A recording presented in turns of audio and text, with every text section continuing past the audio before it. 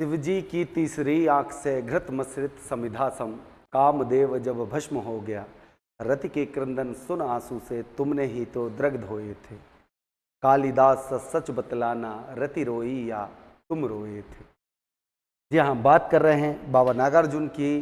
वैद्यनाथ मिश्र जिनका मूल नाम है, यात्री के नाम से भी लिखा है इन्होंने, और इनका जन्म हुआ बिहार के एक छोटे से गांव में। एक प्रगतिवादी विचारधारा के कवि, लेखक, साहित्यकार, इनके बारे में हमें पढ़ना है। और जैसा कि हम जानते हैं कि साहित्यकार और उनकी रचनाओं में हम राइटर के, लेखक के नाम से ही जोड़ते हैं रचनाओं को। ठीक है, तो आज हम पढ़ेंगे वैद्यनाथ मिश्र जी को, जिनका मूल नाम क्या है? वैद्यनाथ मिश्र। हम इन्हें जानते हैं बाबा नागार्जुन के नाम से। तो इनका नाम बाबा नागार्जुन के नाम से हम भले जानते हैं, लेकिन इनका मूल नाम है वैद्यनाथ। क्या नाम है? वैद्यनाथ मिश्र। और वैद्यनाथ की आती हैं दवाइयाँ। क्या आती हैं? दवाइयाँ। बस कहानी इतनी है, वैद्यनाथ की दवाइयाँ याद रखो, है ना। जड़ी बूटी आयुर्वेदिक है, एलोपैथिक नहीं है। तो हम इन्हीं जड़ी बूटियों से, दवाइयों से इनको कोरिलेट करेंगे एक छोटी सी कहानी के माध्यम से। कैसी कहानी? एक रतिनाथ की चाची है। कौन है? एक रतिनाथ है, उनकी चाची है। उनकी चाची को पुरानी जूती जब पहनते थे ना, पुराने जमाने में जब पहले आते थे जूतियां पहनते थे, तो वो काट देती थी पैर में, है ना। तो ऐसे याद रखो कि पुरानी जूतियों का उनको कोरस हो गया। कोरस हालांकि संगीत में लगने वाला है, कोरस जो एक ही धुन को बैकग्राउंड में गाया जाता है। तो हम मान लें एक बीमारी है, तो पुरानी जूतियों से आपको कट गया तो कोरस हो गया, ऐसा मान लेते हैं। कौन थी वो? रतिनाथ की चाची। ठीक, तो रतिनाथ की चाची को क्या हुआ? पुरानी जूतियों का कोरस। तो आपको याद होगा एक मलहम आता था वैद्यनाथ का, टीन का डिब्बा टाइप का होता था, है ना।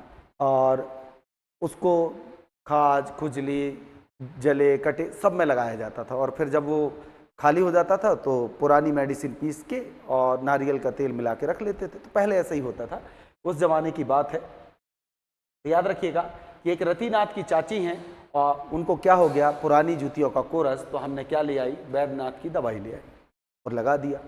ठीक है, और देखो जब पैर में मोच आ जाती है, जब जूतियां काट देते हैं, तो व्यक्ति क्या होता है, या नारियां क्या होती हैं? बल खा के चलती हैं, है ना। तो याद रखिएगा बलच नमा इनकी रचना है। तो पुरानी जूतियों का कोरस हो गया किसको?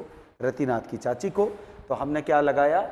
पुरानी जूतियों का कोरस हो गया, तो बल खा के चलती थी, तो हमने लगाई वैद्यनाथ की दवाई। याद रखिएगा। उसके बाद ये जो दवाएं बनती हैं, जो वैद्यनाथ की दवाई हैं या जड़ी बूटियां हैं, आयुर्वेदिक दवाई कैसे बनती है? जड़ी बूटियों से। जब नई नई कोमल कोमल पत्ती आती हैं, चुन चुन के बनाया जाता है। और ये सबसे ज्यादा पत्तियां कब होती हैं? जब बारिश होती है, तब निकलती है नई पौध। तो ये वरुण देव जो है ना, वनस्पति के देवता, तो वरुण के बेटे कहलाएंगी। ये नई पौध निकलेगी, जिससे क्या बना रहे हैं हम? दवाइयां बना रहे हैं। तो वरुण के बेटे कहलाए, क्योंकि बारिश हुई और नई पौध निकली, तो हमने क्या बना लिया? दवाइयां बनाएंगे। तो वरुण के बेटे क्या कहलाएंगी? दवाइयां। ठीक है, नई पौध निकलती हैं तब हम निकलते हैं। अब देखना, कभी भी हमारे घर में, जैसे पहले हम जब गांव में रहते थे तो हमें अच्छे से याद है, पहले ऐसा होता था कि जैसे एक घर ये है, दूसरा घर ये है, तीसरा घर ये है ना। यहाँ पे बाड़ी होती थी, पीछे ऐसे बाड़ी हो जाती थी, और बाड़ी में एक चीप रखी होती थी, पानी के बड़े कंटेनर, जैसे पेंट एंट करने के लिए जो डिब्बे आते हैं, उसी में पानी भर लिया। तो ये बर्तन मांजने की जगह होती थी, है ना। तो यहाँ पे क्या होती थी? ऐसी बाड़ी होती थी, पर वो ऐसे बाड़ी होती थी, पर एक दूसरे के घर पे इतना मतलब पारदर्शी होता था कि आवाज भी चली जाती थी और दिख भी जाता था। बर्तन मांजते हुए आपस में महिलाएं क्या करती हैं? बात करती हैं। तो देखना, महिलाओं में सबसे ज्यादा समस्या होती घुटने की, है ना। 40-45 की उम्र हुई और घुटने की समस्या चालू, है ना। तो ये बोलेंगे, अरे जिज्जी हम तो घुटने की बड़ी समस्या से परेशान हैं, तो क्या करें? तो ये बड़ी सलाह दे देती है कि हम तो फलाने बाबा के पास गए थे, वो बड़ी अच्छी जड़ी बूटियां देता है, आप चले जाओ।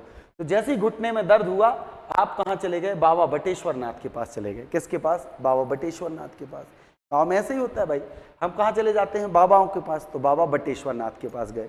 अब ऐसे हफ्ते 10 दिन बीता, पुनः फिर बर्तन मांज रहे हैं। ये जिज्जी भी सुन रही हैं, कहते काय जिज्जी आराम लगो कि नहीं लगो? ये बोल देती भाई, आराम लगा कि नहीं लगा? तो उन्होंने कहा नहीं लगो जिज्जी, क्या बताएं? अरे हम बता रहे हैं, आप एक और बाबा है जमुनिया का बाबा, उसको दिखा लो।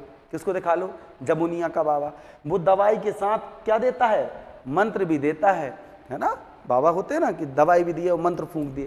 तो देखिए रतिनाथ की चाची हैं, उनको हुआ पुरानी जूतियों का कोरस, बुख चलती थी बल खा के, तो हमने दे दी वैद्यनाथ की दवाई।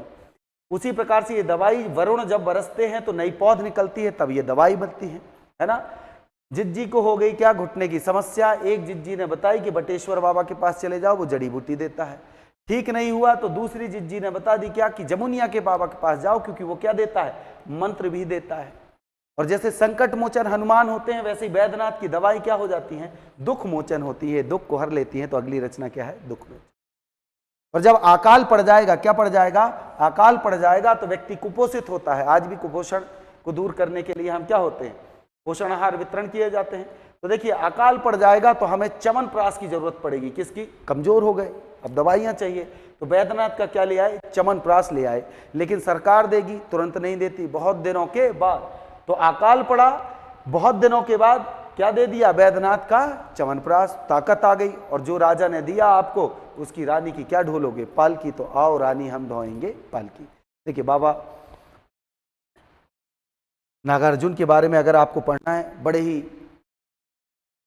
इतनी प्यारी प्यारी रचनाएं हैं। अकाल और उसके बाद आप पढ़ लोगे, भारत में जब अकाल पड़ा आज़ादी के बाद, और जो परिस्थितियां थी, आप एक बार पढ़िएगा कि बहुत दिनों तक चक्की सूनी चूल्हा रहा उदास, है ना।